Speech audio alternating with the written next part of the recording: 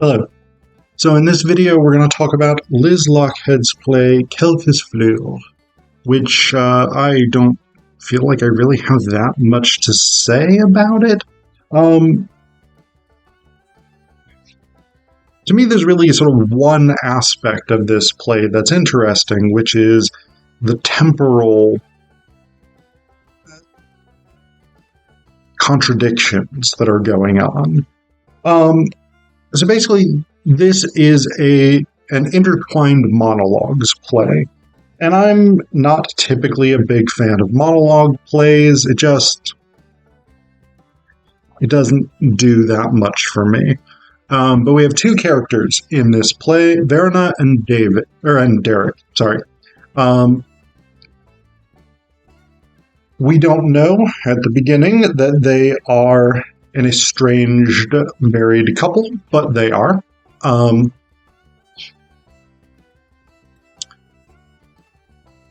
Verna, we see over the course of a year, we see her sort of different periods in this year where she sort of gives us commentary on the things that are going on in her life, moving from Christmas 1990 to Christmas of 1991, basically. And then we have Derek, whose scenes move backwards in reverse chronological order over the course of just one night, the 23rd of December, 1991. He is on a train trip from Aberdeen to Glasgow, and time moves backwards, and as it does, he gets progressively more sober. So if it were run sort of...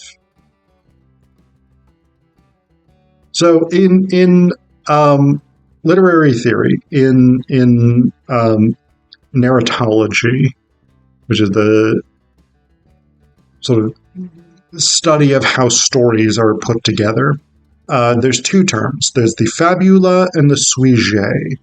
Now, if I got this correct, and I do periodically sort of get these reversed, the fabula is the story as it sort of occurs in chronological order, right? So the first thing that happens, second, third, fourth, fifth, sixth, etc.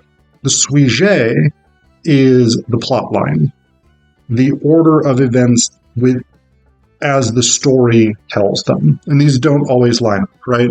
So Derek's fabula would start with him in his last scene, sort of the earliest bit of his train journey, and move toward his destination in Glasgow.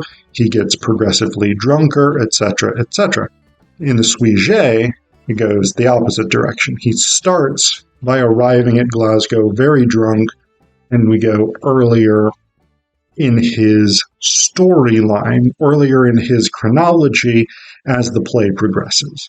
So those sort of double temporal elements are pretty interesting, and I will talk more about that because they are interesting. So Verna is a somewhat discontented wife, sister, daughter-in-law. She's not super discontented, but she's sort of lower middle class. She has these sort of anxieties about interpersonal relationships, about other people's bad attitudes in her view. She has a lot of critiques of others, etc., etc. So she's a somewhat sort of standard, almost sitcom type character, right? She might be the sort of moderately annoying neighbor in a 70s, 80s, 90s sitcom, something like that. Derek is a sort of blue-collar worker on an oil rig. And in the late 80s, 90s, etc., Scotland actually had sort of an economic boost because at some point, I forget exactly when, oil was sort of discovered off the coast of Scotland, and they really started extracting it. And so the Scottish economy did actually pick up. And there was really good money to be made in this very dangerous industry. And so that's what Derek does. And he has a job where he spends long periods of time at this oil rig. So he's away from home for long periods of time, then he's back home for long periods of time. And so there's a sort of on and off system.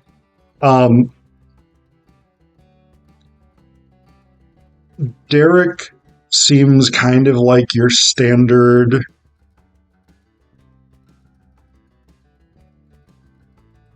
slightly sleazy blue collar worker, not especially good to Verna necessarily. We see him in the middle of this play at least attempt to seduce this woman who's on the train with him unsuccessfully, at which point he gets quite angry at her. So yeah, neither of these characters are necessarily particularly likable, but there's elements of each one that we might recognize in maybe ourselves, maybe people around us, whatever it is. So yeah, I mean, that's what it is. One element that becomes increasingly central through the play is the importance of children, because Verna and Derek can't have children for whatever reason. They've had sort of medical tests done, and there doesn't seem to be any physiological problem. But Verna's sister Joy has a number of kids. And by the end of the play, so toward the end of the year 1990 in Verna's storyline, Joy is going to have her fifth kid. Joy, does not have the money to support a fifth kid. And so Verna and Joy sort of come up with this plan where, because Verna can't have kids and Joy is about to have a kid that she can't really afford to have, Verna and Derek will adopt the kid. Seems great. Seems like it solves all the problems, right? Well, turns out not so much. For two reasons. One is that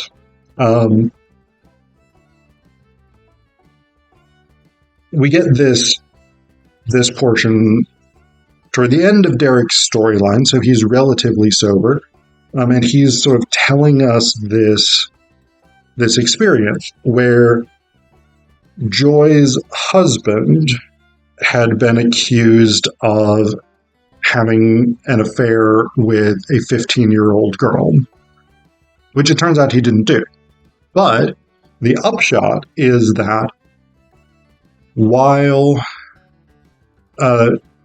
Joy believed that he had done that, she came over to Verna and Derek's house. Verna was not home, but Derek was, in order to sort of help her cope with this accusation against her husband. Derek gives her some alcohol. She was not normally a drinker. He had been a big drinker, but he had basically stopped. He'd gotten clean for a while. So they drink together, end up quite drunk, apparently blackout drunk, throwing up on the carpet drunk, but also potentially having sex with each other drunk. It is not 100% clear in Derek's recollection whether that actually happened, or whether it was sort of we're attempting to have sex and the only thing stopping us is that we're so drunk that it's not working right. But when shortly after that, Joy announces that she is pregnant, Derek assumes that the kid might be his. Joy says that it's not, but he nonetheless sort of has that suspicion in the back of his mind. And then when he's talking to Verna on the phone one day, and she's like, "Hey, we should adopt Joy's baby," Derek's like, this is throwing up red flags. If Verna knows that I had sex with or attempted to have sex with her sister and possibly got her sister pregnant, and now that's why she wants to adopt this baby, I'm probably going to get murdered when I go home. So Derek is not necessarily in a good headspace, nor does he deserve to be. That's bad stuff. Don't have sex with your in-laws. #woke. Verna, for her part, has no idea, as far as we can tell from her last portion, that Derek thinks he might be the father of Joy's kid. But her last portion, she is enraged because Joy has changed her mind about letting Verna adopt the kid. And so the end of the play is Joy is keeping her fifth child, even though they don't have the money for it. And Verna, who had sort of gotten herself psyched up to have this baby once Joy delivers it, Verna does not get that baby. And so that sort of crushes her hopes and dreams. So, I mean, it is, interestingly enough, a kind of domestic drama in which the characters never actually interact with one another. They are entirely sort of monologues in different places and sort of moving in different directions in time. And I think the time thing, again, is really an interesting aspect of this. For me, this is probably just my personal preference. I don't find the interpersonal conflict here super, super interesting. But I do find the temporal play interesting because, right, one of the ways that we build tension with storytelling is we give particular pieces of information that leave questions for the audience. And in theory, as we get closer to the end, more and more of those questions are answered. Lochhead does this in two different directions, right? Like she does this going two different ways because there is a storytelling technique called en media res, where you start from either the middle or the end of a story, and then you jump back and sort of fill in the gaps. A how did we get here type of story. And then there's the more standard, basic, start from the beginning, tell it through the end approach, which we get with Verna's storyline. With Derek's storyline, we get the how did we get here and progressively work back to it. And so on the level of storytelling technique, of the construction of a narrative, that's a really unusual, really creative approach to telling a story. And it shows a remarkable degree of skill to be able to use both of these narratological approaches and still build that tension, still have the audience asking questions about what's going on, why is it going on, what does all of this mean, etc., etc.